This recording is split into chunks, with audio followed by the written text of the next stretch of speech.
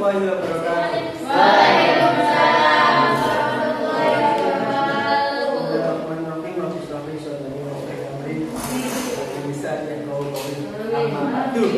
Yang saya hormati Bapak Syarif Khalili selaku pengampu mata kuliah filsafat, dan tak lupa kepada semua teman-teman mahasiswa Fakultas Agama Islam yang saya cintai dan saya banggakan. Ini saya akan mempresentasikan makalah kami yang berjudul Filsafat Islam, Tokoh Filsafat Muslim Al-Farabi dan Riwayat Hidup dan Pemikirannya. Untuk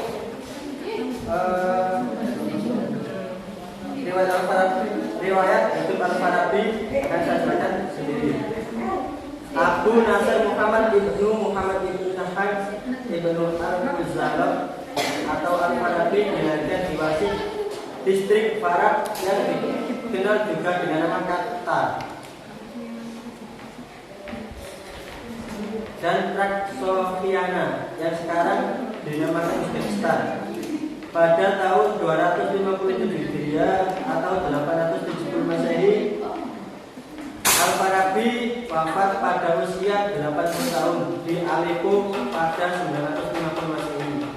Di Eropa, Al-Farabi lebih dikenal dengan sebagai nama Al-Farabius atau Evanescent. Sejak kecil, Al-Farabi suka belajar dan ia mempunyai kecakapan yang luar biasa dalam bidang bahasa. Bahasa yang dikuasainya antara lain bahasa Iran, Turkestan, dan Kurdistan. Bahkan ada yang mengatakan bahwa Al-Farabi dapat bicara dalam 70 bahasa. Tetapi yang dia kuasai dengan aktif hanya 4 bahasa, yaitu Arab, Persia, Turki, dan Kurdi. Kemudian ia pindah ke Haram, pusat kebudayaan Yunani di Asia Kecil, dan berguru kepada Yohana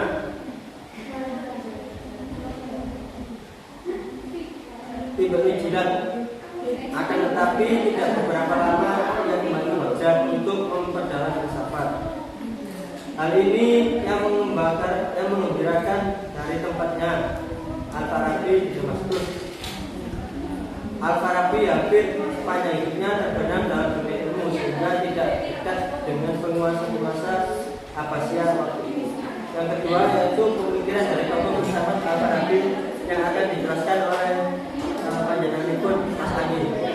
Al-Farabi mengatakan bahwa filsafat tentang logika adalah penggunaan akal pikiran secara luas, yang artinya lebih dahulu daripada keberadaan agama, baik ditinjau dari sudut waktu maupun logika. Masa filsafat tentang logika bermula sejak zaman Mesir kuno dan Babilonia. Sedangkan dikatakan lebih dahulu secara logika karena sesama kebenaran dari agama harus dipahami dan dinyatakan secara rasional.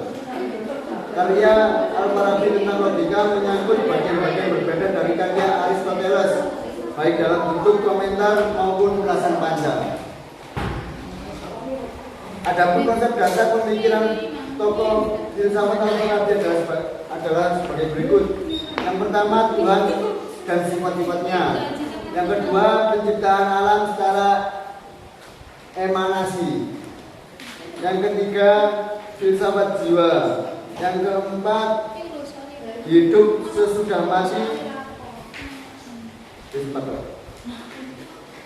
Nah, yang ketiga unsur penting dari filsafat Al-Farabi. Yang pertama, filsafat logika. Al-Farabi memberikan perhatian khusus terhadap logika dalam rantangan mantik. Ia banyak meninggalkan karangan-karangan. Sayangnya karangan tersebut tidak sampai kepada kita, kecuali satu buku yang berjudul Syarah Kitab Al-Ibrani Aristoteles. Yang kedua, filsafat metafisika. Al-Farabi berpendapat bahwa setiap yang mewujud termasuk ke dalam kategori wajib al-wujud dan mungkin al-wujud. Yang ketiga, filsafat politik Al-Farabi.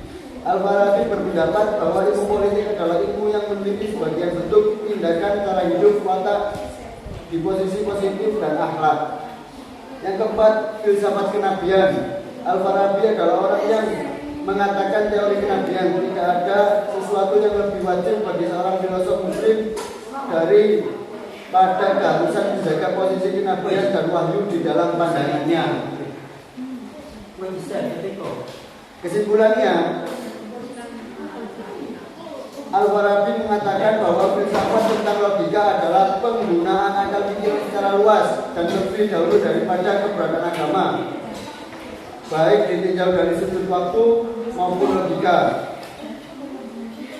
Unsur-unsur paling penting filsafat Al-Farabi adalah filsafat logika, filsafat metafisika, filsafat politik Al-Farabi, filsafat kenabian. Kesimpulannya, baik sahabat sekalian, apakah ada yang ditanyakan? Kalau memang tidak ada, biar saya tutup dan kita lanjut ke mata kuliah statistika.